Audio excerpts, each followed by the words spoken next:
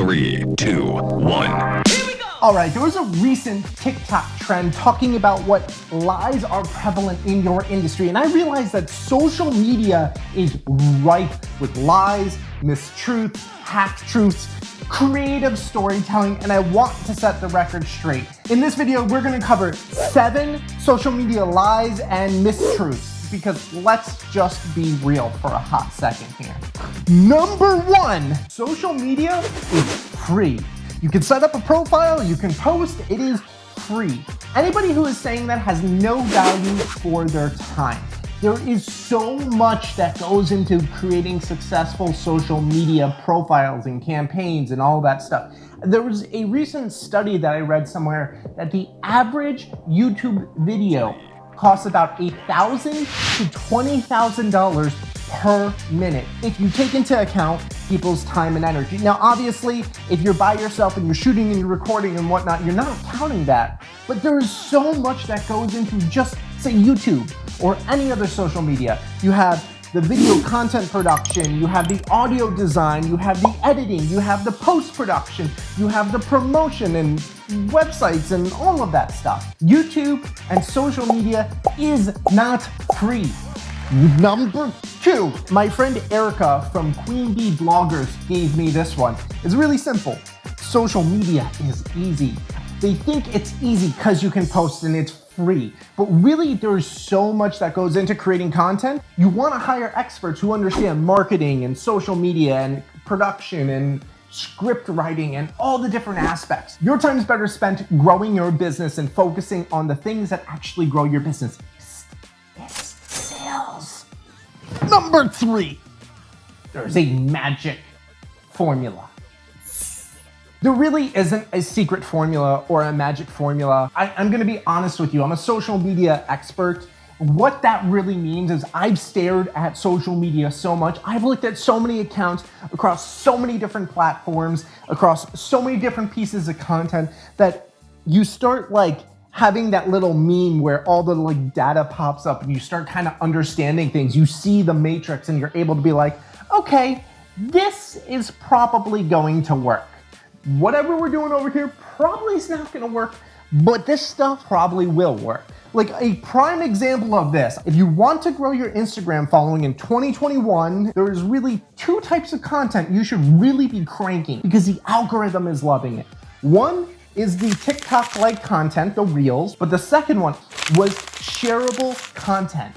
The number 1 Instagram consultant, Emelina Spinelli, actually created a Skillshare course that I watched. It's about creating shareable content to create organic growth. If you want to do that, I'll actually link it in the description. It's amazing. And I'm a little bit biased because my own Skillshare courses are on there, so I like to rep them, but you should go check that one out.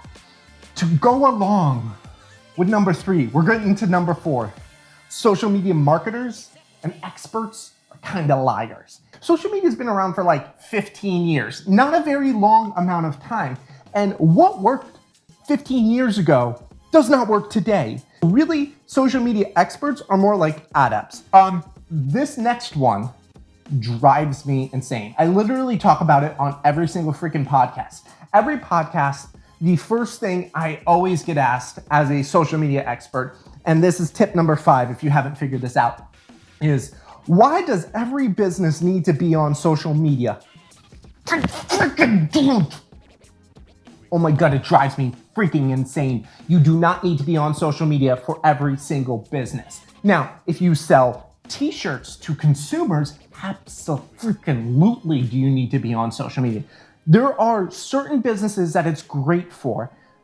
Others, it's not. Like, I am not on social media, on Instagram, looking up a plumber. I don't give a crap about whatever content the plumber creates. You know when I'm caring about a plumber? When my bathroom starts leaking from the septic tank and is rising up, and I'm like, holy crap, it's going to spill over and get all over my floors. Then you know what I do? I go onto Google and I go plumber near me and I start making calls. If you're a specialized industry selling specialized parts to a very small market, freaking pick up the phone and make some calls. Do Google. It is so much better. Not every business needs to be on social media. Okay, and then to build off of this, number 6, you have to hire a Facebook advertising expert if you're a small business. Okay, Facebook advertising is not that hard. It really isn't. And if you don't know how to do Facebook advertising, you need to at least learn the basics. Now, you can go onto YouTube. There's amazing content all here on YouTube for freaking free. And if you don't want to do all that searching, my course is on a Facebook advertising course. I've taught over 5,000 students. Go watch it. Skillshare is $10 a month. This is not sponsored by Skillshare, by the way. I'm not one of those creators. They don't like me. I'm not big enough for them. You don't really need a ton of knowledge to set up a pretty basic and effective Facebook advertising campaign. What you need to understand is basic retargeting, basic lead generation, understanding how to build funnels, and understanding kind of what needs to happen, how to go from awareness, consideration, and conversion. Really simple, really easy to do. God, this one makes me cringe. Okay, number 7 is the one that every social media person says, because when you are in business, you got to make sure the client is happy. The easiest way to make sure the client is happy is to show them the right metrics that are growing. If you don't know what those right metrics are, or worse, if you don't know how to actually grow those right metrics, you're gonna fall on the vanity metrics, the likes, the follows, the subs, those top line metrics that are really nice when they grow. Those metrics have a correlation, but not a causation to growing your bottom line. A correlation, they're sort of related, but growing those likes, those subscribers, those followers, those whatever, does not definitely mean you're getting more customers, you're getting more revenue. That was 7 mistruths, lies, half-truths, creative storytelling that the social media marketing industry shares. Let me know what your industry is and what number 1 mistruth is shared in your industry in the comments, because I love to learn about every single industry. Okay, thank you guys so much. Like, comment, subscribe, all of those fun things. I will see you guys in the next video. So in this video, we are going to cover, okay, can't speak. I can't speak today. Truths, the inability to speak,